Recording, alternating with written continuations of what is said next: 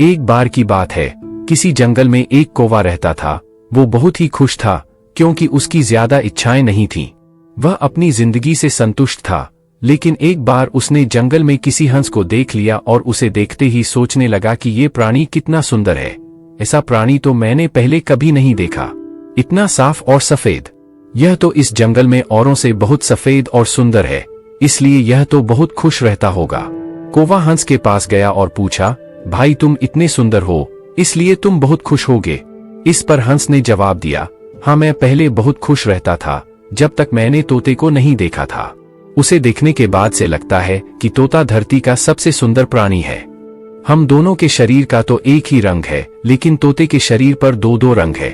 उसके गले में लाल रंग का घेरा और वो सुर्ख हरे रंग का था। सच में वो बेहद खूबसूरत था। अब कौवे ने सोचा कि हंस तो तोते को सबसे सुंदर बता रहा है, तो फिर उसे देखना होगा। कौवा तोते के पास गया और पूछा, भाई तुम दो दो रंग पाकर बड़े खुश होगे। इस पर तोते ने कहा, हाँ मैं तब तक खुश था जब तक मैंने मोर को नहीं देखा था। मेरे पास तो दो ही रंग हैं, लेकिन मोर के शरीर पर तो कई तरह के रंग हैं। अब कौवे ने सोचा सबसे ज्यादा खुश कौन है, यह तो मैं पता करके ही रहूंगा, इसलिए अब मोर से मिलना ही पड़ेगा। कौवे ने मोर को जंगल में ढूंढा, लेकिन उसे पूरे जंगल में एक भी मोर नहीं मिला और मोर को ढूंढते ढूंढते वह चिड़ियाघर में पहुंच गया तो देखा मोर को देखने बहुत से लोग आए हुए हैं और उसके आसपास अच्छी खासी भीड़ है।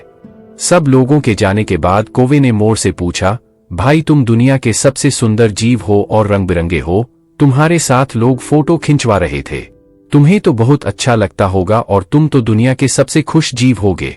इस पर मोर ने दुखी होते हुए कहा, भाई अगर सुंदर हूं तो भी क्या फर्क पड़ता है, मुझे लोग इस चिड़ियाघर में कैद करके रखते हैं, लेकिन तुम्हें तो कोई चिड़ियाघर में कैद करके नहीं रखता और तुम जहां चाहो अपनी मर्जी से घूम फिर सकते हो।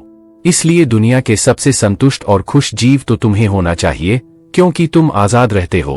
कौवा हैरान रह गया क्योंकि उसके जीवन की अहमियत कोई दूसरा बता गया। दोस्तों, ऐसा ही हम लोग भी करते हैं।